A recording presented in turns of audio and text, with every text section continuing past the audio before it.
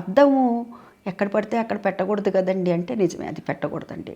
దక్షిణ దిక్కున పెట్టకూడదు అని చెప్తారు.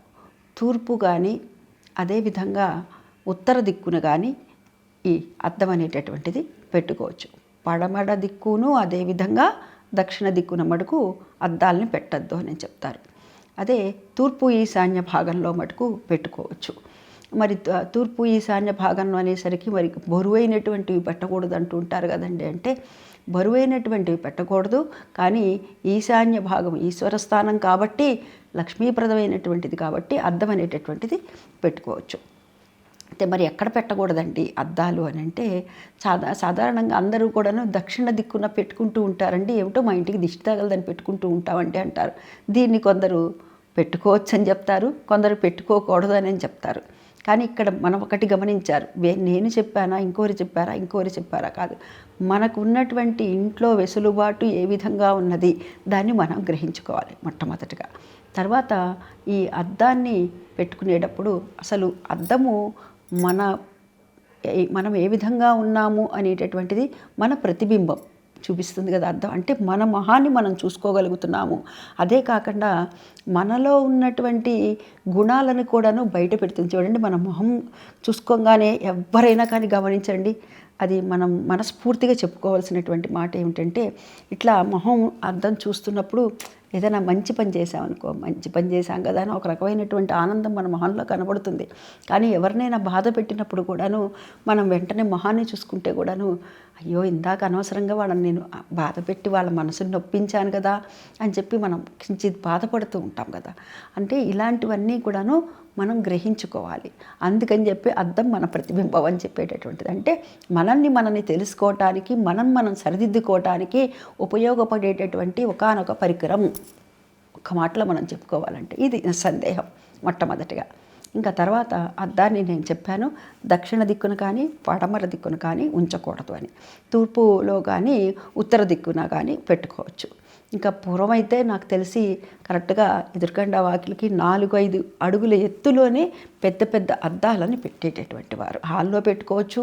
అదేవిధంగా దేవుని పూజా మందిరం ఉంటుంది కదండి, ఆ దేవుని పూజా మందిరం దగ్గర కూడా ఒక అద్దం పెట్టుకోవాలి కూడా.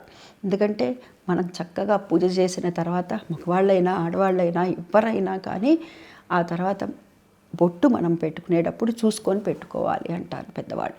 కాబట్టి ఈ విధంగా చూసుకుంటూ బొట్టు పెట్టుకోవాలి, చూసుకోకుండా పెట్టుకోకూడదు అంటారు. అందుకని అక్కడ కూడా ఒక చిన్న అద్దాన్ని పెట్టుకోవాలి.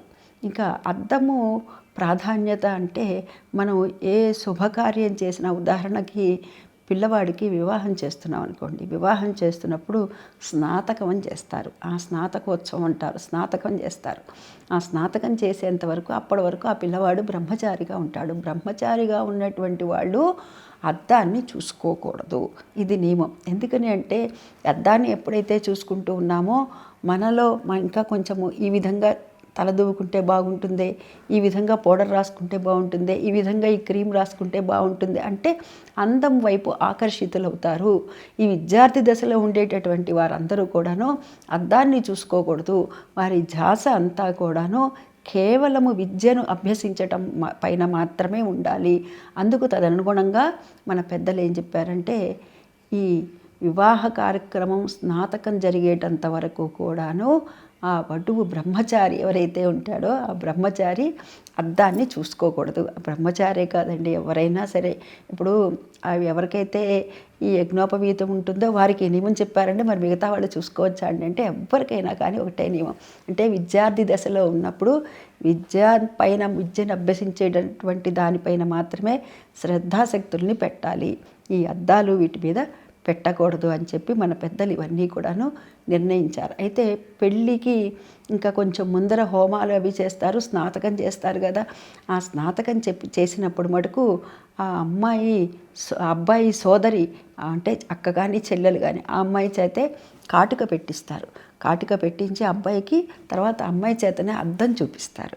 అద్దం చూపించి చూడు నువ్వు బాగున్నావా అని తల దూకోమని చెప్తారనమాట. అప్పుడు మొదలు పెడతారు. అప్పటి నుంచి నువ్వు గృహస్థాశ్రమంలోకి వెళుతున్నావు కాబట్టి నువ్వు ఇప్పటి నుంచి చక్కగా అద్దాన్ని చూసుకోవచ్చు అని చెప్పి సంకేతంగా చూపిస్తారు. ఇది అబ్బాయి విషయంలో అవ్వచ్చు. ఇంకా మరి ఆడవాళ్ళు మనందరం కూడా పూజలు చేసుకుంటూ ఉంటాం కదా.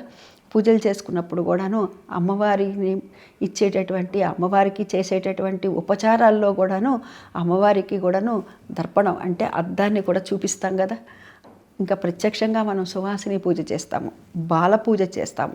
ఇలా బాల పూజ చేసినా, సువాసిని పూజ చేసినా, ఏ పూజ చేసినా కానీ ఆ పరిమళ ద్రవ్యాలన్నింటిలో కూడాను మనము ఈ అద్దం అనేటటువంటిది, దువ్వెన, కాటుక ఇత్యాదులన్నీ, పసుపు కుంకాలన్నీ కూడాను, తిలకము ఇలాంటివన్నీ ఇస్తాం కదా. అంటే అలంకరణకి సంబంధించినటువంటిది ఇది. అందుకను ఆడవాళ్ళకి ఇచ్చేటప్పుడు కూడా నోములు, వ్రతాలు, పూజలు వీటన్నింటిలో కూడాను ఈ అద్దాన్ని కూడాను ఇస్తాము. ఇక్కడ ఈ విధంగా అద్దాన్ని వినియోగించడంలో ఉన్నటువంటి ప్రాధాన్యత. ఇక అద్దం ఎక్కడ పెట్టుకోకూడదు అనంటే దక్షిణ దిక్కున పెట్టకూడదు, పడమర దిక్కున పెట్టకూడదు అని చెప్పారు. మరి పెట్టవలసినటువంటిది తూర్పు దిక్కున కానీ ఉత్తరం దిక్కున కానీ పెట్టుకోవచ్చు నిరాక్షేపణగా. అద్దం అనేటటువంటిది 4-5 అడుగుల ఎత్తులో ఉండాలి. ఇంకొక మాట చెప్తారు పెద్దవాళ్ళు, పగిలిన అద్దాలు ఇంట్లో ఉంచకండి, అది దరిద్రానికి హేతువు. ఆ మాట అనకపోతే మనం ఏం చేస్తామంటే ముందుగా ఇంకా కొంచెం సగమేగా పగిలింది అని చెప్పి మనం చూసుకుంటూ ఉంటాం. చూసుకుంటూ ఉన్నప్పుడు ఆ కోణాలు ఏవైతే ఉన్నాయో అవి కోసుకొని మనకి రక్తం వచ్చేటటువంటి ప్రమాదం ఉంది కదా, గాయమయ్యేటటువంటి ప్రమాదం ఉంది. అందుకని తదనుగుణంగా మన పెద్దవాళ్ళు ఈ విధంగా పగిలిపోయినటువంటి అద్దాలను మీరు పెట్టుకోవద్దు అని చెప్పారు.